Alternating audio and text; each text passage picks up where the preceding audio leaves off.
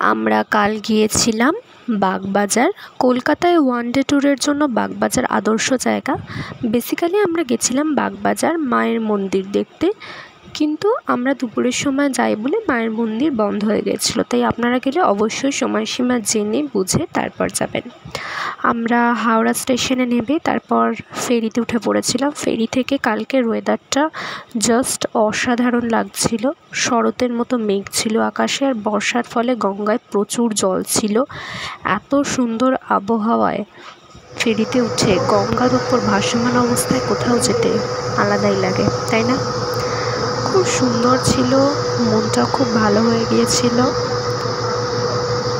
আকাশটা দেখেই মনে হচ্ছিল রথ চলে গেছে, কদিন পরই আসবে দুর্গাপুজো। ফেরি প্রথমে আহিরিটোলা, তারপর শোভাবাজার হয়ে বাগবাজার ঘাটে গিয়ে দাঁড়ায়। তারপরে এলো বৃষ্টি। বাগবাজার ঘাট, সুন্দর হাওয়া, বর্ষার বৃষ্টি, গঙ্গার জলে যেন মনে হচ্ছে প্রজাপতি ফুটছে। কি সুন্দর দেখতে লাগছে, তাই না?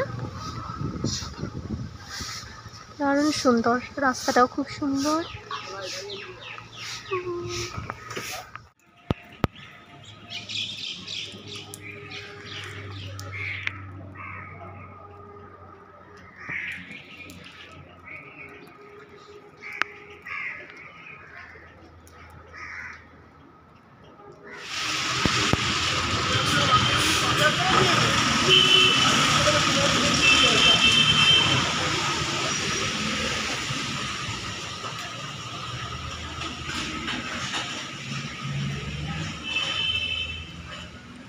আমরা এলাম এরপরে বাগবাজার মায়ের ঘাটে।